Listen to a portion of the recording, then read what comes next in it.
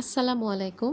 আজকে আপনাদের সাথে শেয়ার করছি কলার খোসা দিয়ে মজাদার একটা ভর্তা। প্রথমে আমি এখানে কলার খোসাগুলো নিয়ে নিয়েছি। এগুলোকে ভালো করে ধুয়ে ছোট, ছোট করে তারপর এগুলোকে আমি ভালো করে সিদ্ধ করে নিব।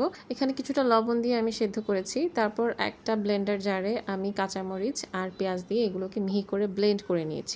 তারপর একটা ফ্রাই প্যানে অল্প কিছু পেঁয়াজ দিয়েছি। পেঁয়াজ যেহেতু আমি অলরেডি ব্যবহার করেছি তাই এখানে খুব অল্প পরিমাণে পেঁয়াজ দিয়ে এখানে একটু গোটা জিরা দিয়েছি।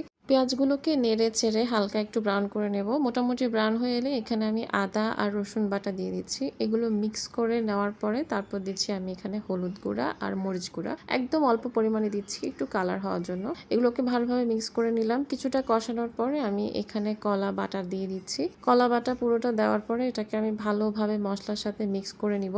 আগে একটু বলে নিই, এই রান্নাটা করতে কিন্তু একটু সময় দিয়ে নেড়ে নেড়ে রান্না করতে হবে, কারণ কলার খোসাটাকে সিদ্ধ হতে হবে। এখন আমি এখানে লবণ দিচ্ছি। লবণটা কিন্তু একটু বুঝে দেবেন, একটু ভেঙে ভেঙে দেবেন, কারণ প্রথমেই যদি একটু বেশি দিয়ে দেন তাহলে পরে লবণের জন্য খেতে পারবেন না। এরপর আমি এখানে দিয়ে দিচ্ছি হচ্ছে শুকনা মরিচ, যাতে ভালো ঝাল হয়। কাঁচা মরিচ অলরেডি আমি আগে দিয়েছি, এখন শুকনা মরিচটা দিচ্ছি 3 থেকে 4টা। ভালোভাবে নেড়ে চেড়ে নেওয়ার পরে আমার রান্নাটা মোটামুটি হয়ে গেছে। দেখতে পাচ্ছেন কালার কিন্তু অনেক চেঞ্জ হয়ে গেছে আগের থেকে। আপনারা চাইলে এখানে তেঁতুল অথবা লেবু অ্যাড করতে পারেন হালকা একটু টক ভাব আসার জন্য। ভর্তাটা হয়ে গেছে, দেখতে পাচ্ছেন কি সুন্দর কালার হয়েছে। এরকম একটা ভর্তা যদি আপনারা কলার খোসা দিয়ে বানিয়ে ফেলেন তাহলে আর কি লাগে। অবশ্যই রেসিপিটা ট্রাই করবেন, আশা করি ভালো লেগেছে। আল্লাহ হাফেজ।